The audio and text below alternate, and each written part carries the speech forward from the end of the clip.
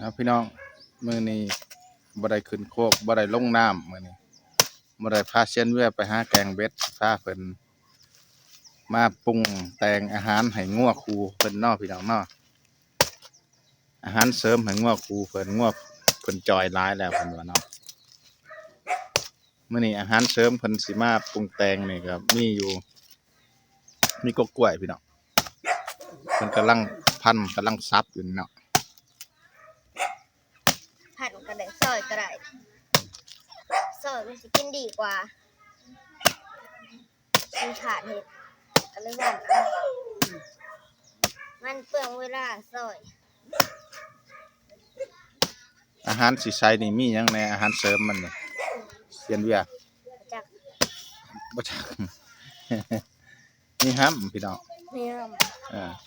หลังจากเฮาซับแล้วเฮาก็สิเอาห้ำมาโห้อยใส่เนาะพี่น้องเนาะโห้อยห้ำกับกากน้ำตาลนะพี่น้องเพื่อบำรุงงัวให้อาหารเสริมของมัน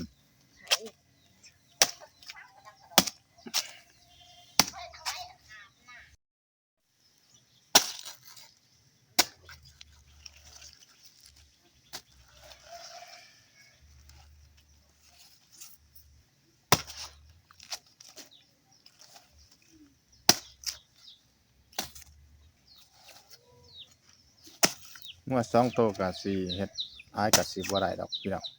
ประมาณนี้แหละพี่น้องพอให้มันเป็นอาหารเสริมยั่วให้กินเพื่องแห้งพี่น้องเนาะเลยยั่วให้มันกินเพื่องแห้งช่วงนี้บ่มีหยา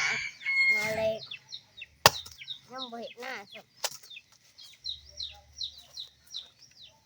งัวเพิ่นขัดหญ้าเพิ่นว่า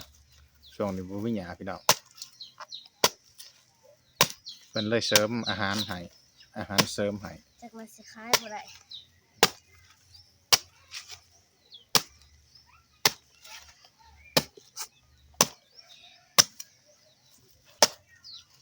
ถือว่าซำนี้พ่อบ่เช่นเวียสองเหงานี่พ่อเนาะพอดีมันกินแซ่บบ่ซำนี้พอดีกินแซ่บเพิ่นว่าพอดีมันหยามตอนแรงเพิ่นจะเฮ็ดให้อีกนะพี่น้องแต่ละมื้อนี่เพิ่นก็สิได้เฮ็ดแบบนี้แหละพี่น้องคันเพิ่นว่าเพิ่นมีอันวัตถุแน่เพิ่นว่าสิแหละนั่นแหละผสมเจ้าเพิ่นแล้วพี่น้องผสมแล้วแหละ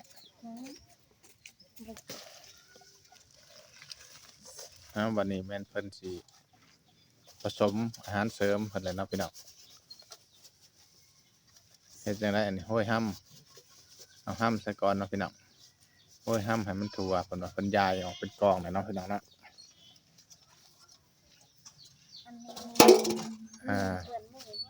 รอหลังจากคนห้อยห้ำแล้วอันนี้คือกากน้ำตาลพี่น้องกากน้ำตาลเพิ่นก็สิห้อยใส่ประมาณหอบหนึ่งพี่น้องสิใส่บ่หลายปานใด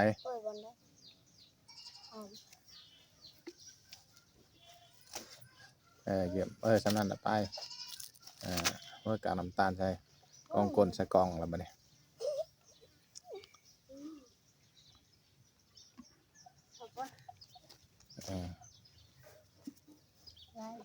ห้อยใส่โดยประมาณนะพี่น้องเนาะกากน้ำตาลก็ได้ให้กินทะลุขาว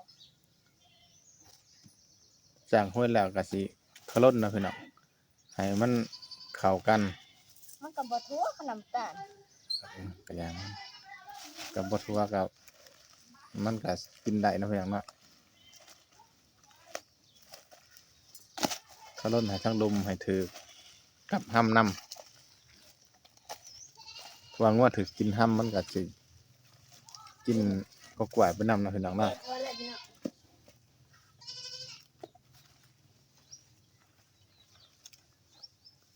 แล้วเราบอกเซนเวียแล้วเพิ่นก็สิไปเอางัวแล้วพี่น้องเพิ่นไปเอางัวเพิ่นมากินมันก่อนเด้อเพิ่นว่าพี่น้องงัวเพิ่นมาแล้วเพิ่นงัวคูเพิ่นบักเทิกดำบักเทิกมีเพิ่นพี่น้องสังเกตเบิ่งการกินพี่น้องกินทางลูก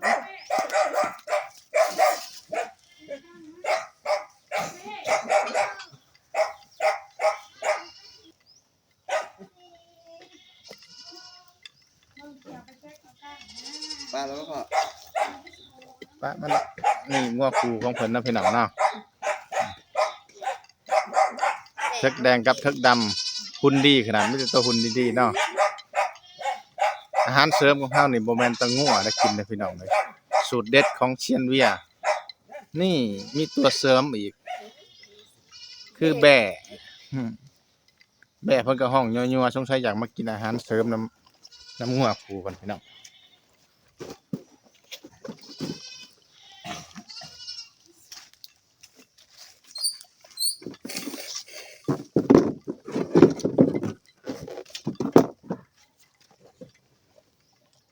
ถือว่าสูตรเพิ่นเฮ็ด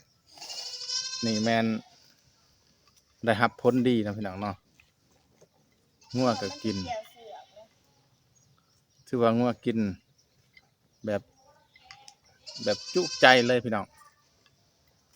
กินยังไง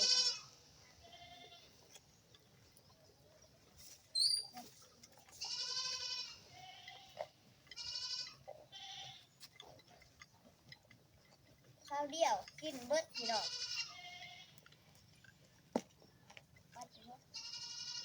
ข้าวเดียวกินเบิดพี่น้องตาเบิ่ง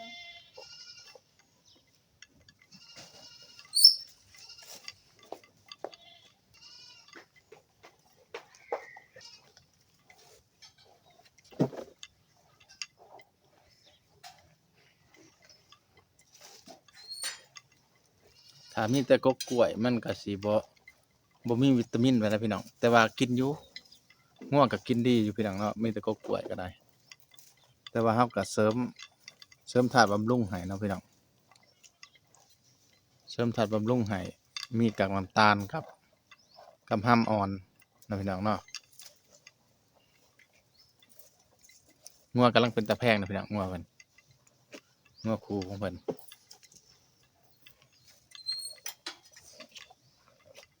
ไผมีสูตรเด็ดที่บำรุงงัวให้งัวใหญ่งัวอ้วนงัวพี่น้องคอมเมนต์มาบอกหน่อยเด้อพี่น้องเด้